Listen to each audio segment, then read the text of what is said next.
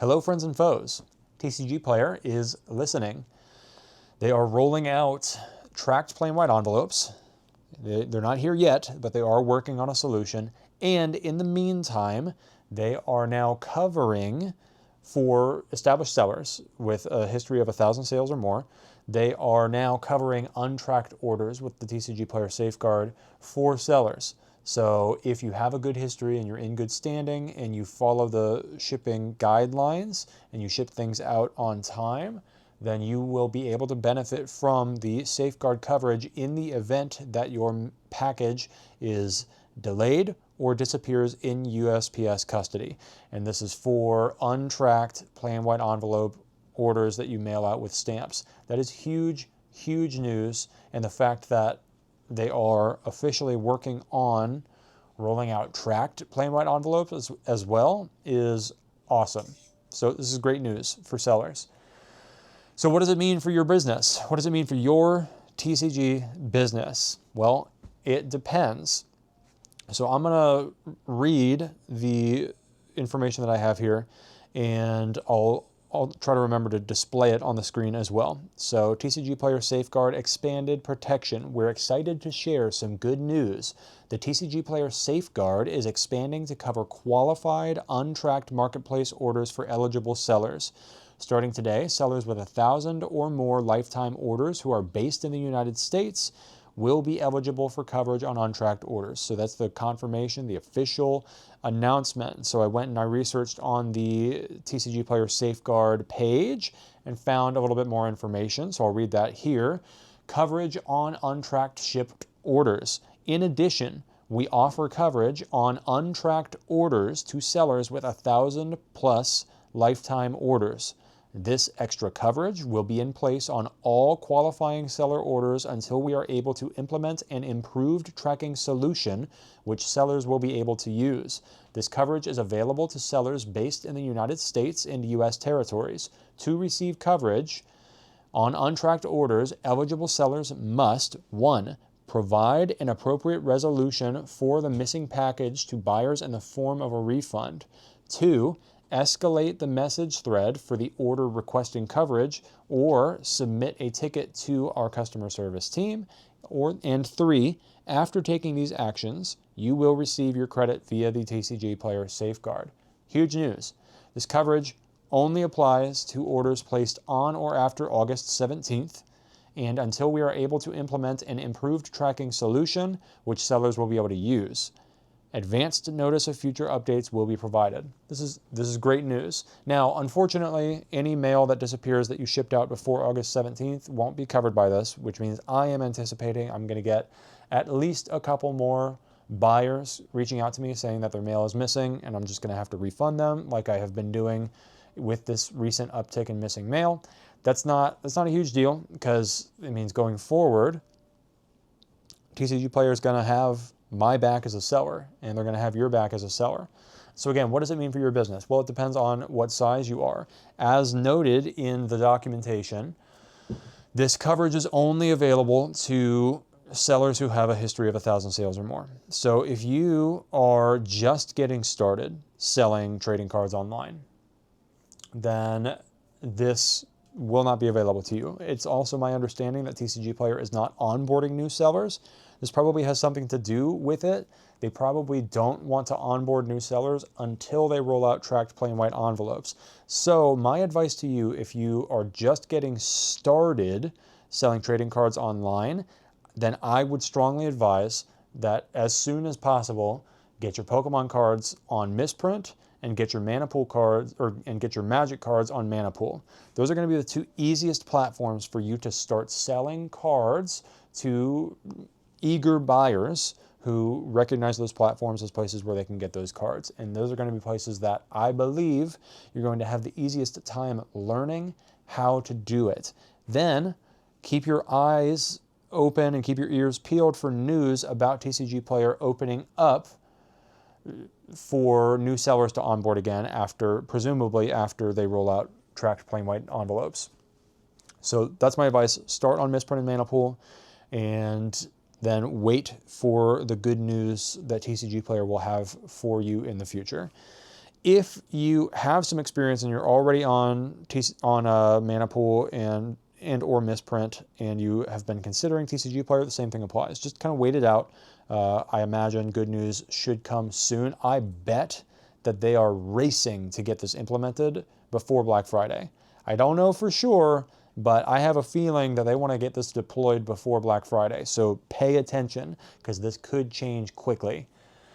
So the other platform to consider, I've talked about it in other videos, is eBay.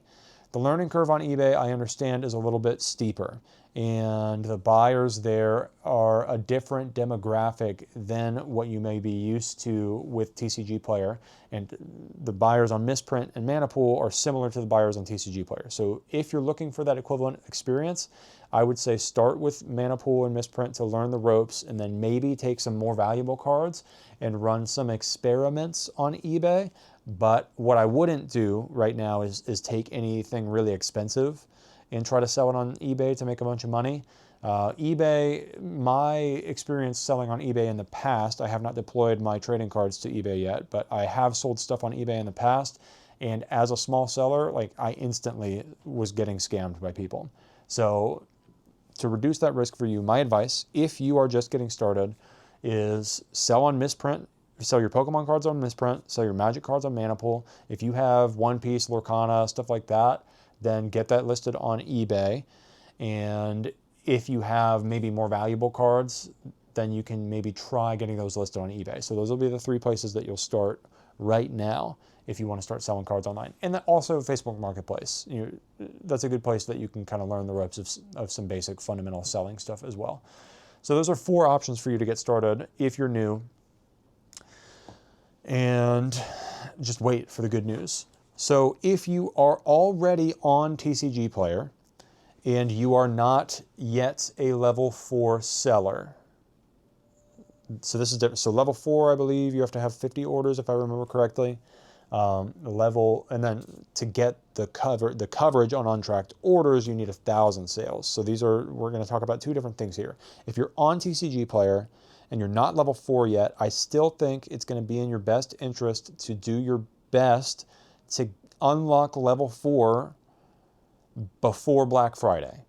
And so if you are primarily selling bulk cards, then unfortunately your only option is going to be to kind of take the risk on shipping PWE. If you're in a region and you have had that is not being as impacted by the USPS stuff, and you have found that you're receiving mail pretty consistently and your outgoing mail seems to be getting handled pretty well, then just continue doing what you're doing and just stay the course. If you are a level 4 seller and you're under 1,000, well, let me finish up. If you're not a level 4 seller yet, do everything you possibly can to get those sales completed safely. So if you're selling bulk, you kind of got to gamble on the PWE thing.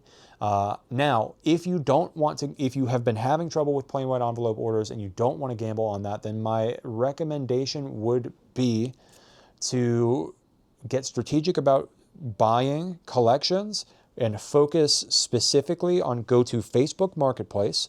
A lot of people are selling collections right now because they want to get money for Pokemon 30th, for the recent Magic the Gathering Hobbit, for the One Piece 17, for Pal World. There's a lot of stuff that people want to get money for, so they are liquidating their collections, and you can find bundles of higher value cards like $10, $20, $30, $40 cards in bundles of $100, $200 on Facebook Marketplace right now. You can buy them at 70 to 75%, and then you can list them on your TCG Player store and set your shipping settings to either be able to charge for tracked shipping, or set your pricing and everything in such a way that you can pay for fully tracked shipping in a bubble mailer, so you guarantee coverage on those orders and you can still get those sales. So if you are trying to hit level 4, those are my 2 suggestions. A,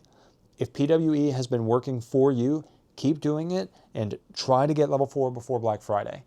If PWE has not been working for you, then go out, buy collections on Facebook Marketplace for lots between $100 and $200, and maybe up to $300 or $400. Get those cards, and then take out the ones that are worth more than 20 bucks, sell them on TCG, list them on TCG Player, ship them tracked in bubble mailers so that you get the protection, and then you can get those sales and you can hit level 4 before Black Friday. That's my recommendations. Now, if you are already level 4, but you have less than 1,000 orders, my recommendation right now is probably to do pretty much the same thing. If plain white envelope is working for you, just keep doing what you're doing. Set your floor prices where you are protected. Maybe use TCG tracking so that you have a little bit more negotiating leverage with the actual buyer. Some buyers are pretty cool if you can give them a tracking update, and like that'll work in your favor. Unfortunately, the orders won't be covered by TCG Player if they go missing. So you got to figure out if you want to take that gamble or if you just want to shift your strategy to set your shipping high enough and be selective about what you list and everything, and run the same strategy where go on Facebook Marketplace, buy lots of cards between $100 and $400, specifically higher value singles, ideally $20 and up. Buy them at 70%, sell them on TCG Player, ship them tracked, ship everything tracked. That way you are protected and you can still drive a profit, and just kind of let it grow slowly, while also maybe diverting some of your attention to some of these other platforms that have the protections in place already, like eBay, Misprint, and Manapool. That would be my recommendation if you are already level 4, but you are under 1,000 orders in your history.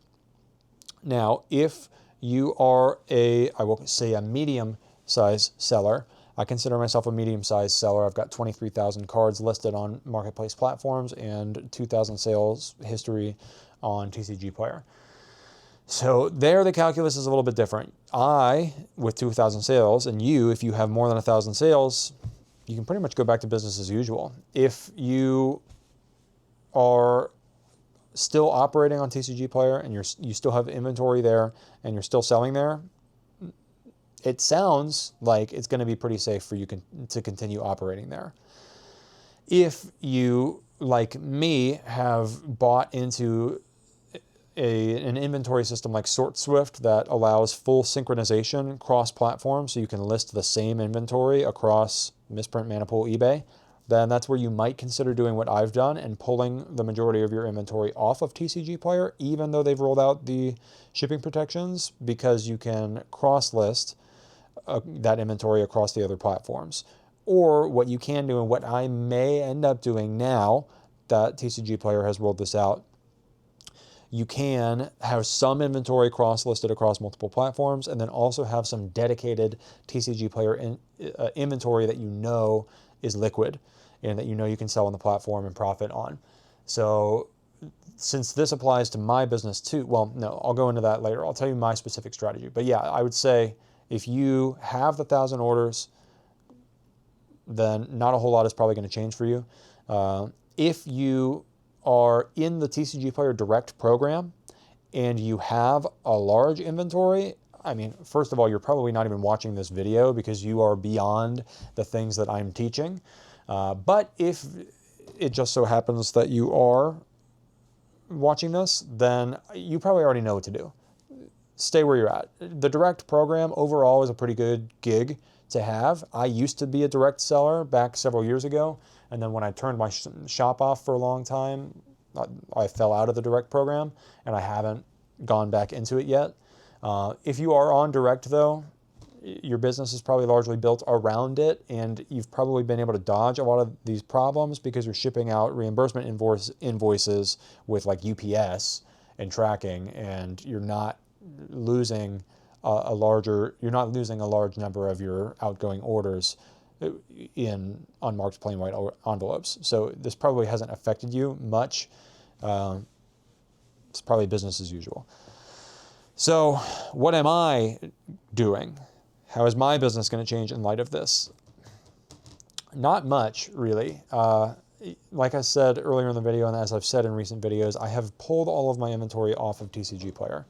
And I think I'm going to keep it like that for now, because I'm going to give Misprint a good month with my Pokemon cards and see what happens. There's not really, I have nothing to lose at this point. My TCG Player store has been off for about 2 weeks, or functionally off. And I've done the migration. I'm using SortSwift. I really love this back-end system I have. I love the potential. And so I'm going to stay on my current path of getting all my Pokemon on Misprint, getting all of my Magic the Gathering inventory on Mana Pool, getting all of my inventory in general on eBay.